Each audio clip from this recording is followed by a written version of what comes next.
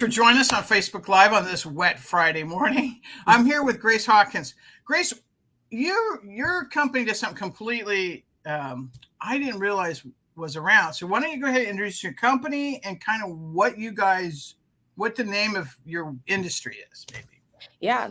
Thank you, Laurel. So my name is Grace Hawkins. I am with Connected Living of Modesto, currently only based in Modesto at this time. And we are in the Congregate Living Health Facility realm. So Laurel's going to go into detail with some questions to differentiate kind of what makes us different from skilled nursing and some similarities too that lie in between. Okay, great. So let's get right to it. What is congregate living and what's difference between like the regular like residential living that we know about, skilled nursing, assisted living, that kind of thing? Yeah. So congregate living health facilities are comparable to a skilled nursing facility in regards to the regulations that we follow. We're licensed by CDPH as well, and we offer skilled services. I would compare us, to a RCFE in the sense that we are residential in size and location. So cliffs are typically less than 25 beds, on an average 6 to 18 beds. And in Northern California alone, there's about 10 congregate living health facilities. So not many of us are up here, and they're up and coming. So in Southern California, there's hundreds of these. So very unique type of facility that's only specific to California. Okay. So let's break this down a bit. How many beds do you have? 18 beds. 18 beds. And are you Medicare certified? We're not Medicare certified. So that would be the big difference between us and skilled nursing facilities. Due to us being central to California only, we're not recognized by CMS. So we do not get Medicare funding. Okay. And do you get Medi-Cal funding at all, or? We do. We're not all cliffs in Northern California specifically are Medi-Cal certified. We are Medi-Cal certified and Joint Commission accredited, so which makes us very unique. So what you'll get into, I think, eventually is what payer sources we take, and that'll kind of feed into the Medi-Cal. Yeah. So let me understand this. So from the outside, I'll go to a skilled nursing facility. Somebody's been in the hospital. They have 30 days by Medicare in a skilled nursing facility. If they can't go home or can't get home care, then they're always scrambling to deal with who can take care of their medical needs and what can they afford, right? Yeah. And most of the skilled nursing facilities are 2 to 4 to a room, pretty tough places, loud, that kind of thing. Yeah. How are you different from a skilled nursing facility in terms of how the resident, the person who's sick, is dealt with? Yeah, absolutely. So we are shared rooms at this time. When we do come out to the Sacramento area, we will have private rooms available.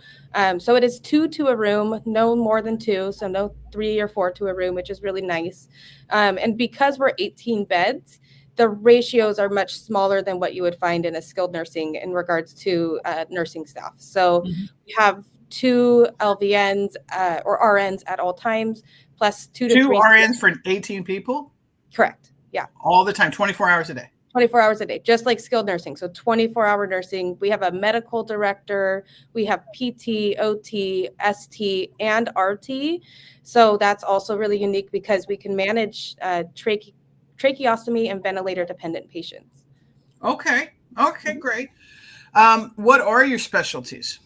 Yeah, so we really, like I just mentioned, what makes us unique is we can manage those subacute care needs. So the tracheostomy and ventilator dependence is very unique. Some SNFs have subacute wings to manage that. Not all, but some. So what's unique about cliffs is any cliff can manage trach and vent patients. We also can do enteral feeding, so G-tubes, TPN, NG tubes, which are sometimes a little more complex to manage in a skilled setting, very complex wounds past stage 4 or unstageable, neuro and stroke recovery, post motor vehicle accidents, spinal cords, and we can even take some pediatric patients. Okay. Mm-hmm. So, in Cliffs, by the way, Congregate health facilities, correct, right? And SNFs are skilled nursing facilities. Correct. Okay. So I just want to kind of, people don't always know all the terms. Yep. And if you don't take Medicare, how does this work? How does it work? Yeah. So we can take workers' compensation. We are at Connected Living, we're contracted with Paradigm Workers' Comp, and I'm working on some other contracts at the moment. So definitely keep in touch with me or reach out to me to see if any of those have changed. Managed care plans in terms of like managed Medi-Cal, partnership health plan is a big one that manages congregate living health facilities. And then just case by case, I'm happy to review if they do cover PACE programs. And I know in the Sacramento area, there's InnovAge PACE. I've worked with InnovAge PACE before, specifically on a ventilator patient. So very unique case for a PACE program, but we do work with them. In Modesto, we're working with Fresno PACE. And then there's, I think, Central Valley PACE as well that we could work with. Private pay, so patients that have trust funds is a big thing for us, or they just have, like, I know, Laurel, you buy and sell houses, or so patients that have,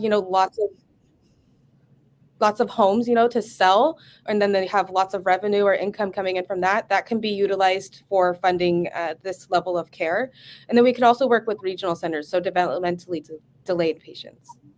Okay.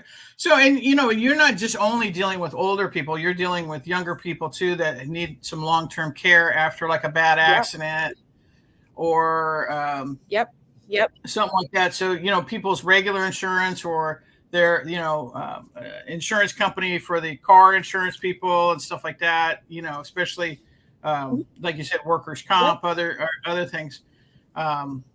So, in terms of that kind of care, and so you can deal with some pretty heavy duty things where people would normally have to, be pretty expensive, even more expensive in a hospital than in a congregate. So, in a congregate living health facility, we are billing about 70% less than what it costs to stay in the hospital. So it is very cost effective to go to a congregate living health facility. I like to compare it to like an ICU level of care. We can really manage some complex things. We have a great care team to oversee that. And like I mentioned, we do have a medical director to make any adjustments or changes while the patient is in-house. So we can prevent. Right, and then you have all the therapy people that you need. Yeah. Respiratory, wound care, huge one. When people have stage 4 wound, that is a big deal. That's life-threatening. Yes. And to have a place where there's only 18 people in that facility, you're going to get the kind of care that you need. Are you guys coming up to Sacramento? Are you guys going to be up here? We are. So we do have in the Carmichael area, correct. So we do have a facility already obtained. What's the delay in it is really just county, with our construction and everything. The county takes a few months and everything to kind of take care of things. I don't know anything. We do have another facility. Time for permits. Yeah. No. So it is coming. I would say maybe hopefully by the end of the year, the construction and licensing should all be put in place. Okay. So if someone was interested in knowing more about your facility, and Modesto, quite frankly, is not that far, right? And how do you guys? Well, no, about an hour. Go into it, how far? What is the cost benefit between like a skilled nursing facility and you guys?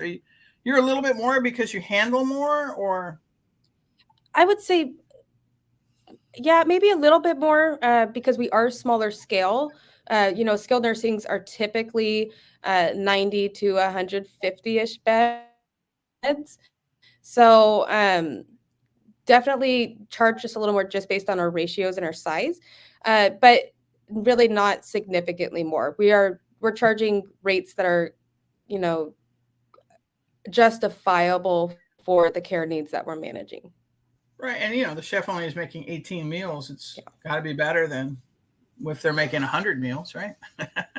Yeah. No, the food is really good. I'm I would say a picky eater, and I enjoy most of the food that is put out. Okay, great. So again, if they wanted to speak to you, it's a very good alternative too. Go ahead. Oh, sorry. There might be a delay. Sorry. Go ahead. I just wanted you to make sure people knew how to reach you, so they can call you or email you. Can give your phone number and your email address and website. Yeah. So my phone number is 916-268-0253, and that is my direct line. And my email is my initials GAH, connectedliving@gmail.com. I would really appreciate if everyone would go and follow us and like us on social media. If you go on our website, connectedlivingcare.com, on the bottom of the page is hyperlinks to each of our social media pages. Okay, great. We'll definitely do that right away. I really want to thank you for coming, because this is kind of this connected living model that you guys are creating. The Congregate living is a up and coming model, and I think it's given how many SNFs I've been in and out of, I think it'll be welcome alternative, especially for absolutely people who need a little bit more care and a little bit more quiet. Thank you so much for coming on and telling us about it, Grace. And thank you guys for joining us. We really appreciate it. Yeah. Thank you, everybody, for tuning in. Laurel Buys Houses is our company, and we're here to support the community. If anybody else has somebody they'd like to see on a podcast, learn something more about an interesting topic like this, please reach out to us on social media. Thanks, everybody. Thank you.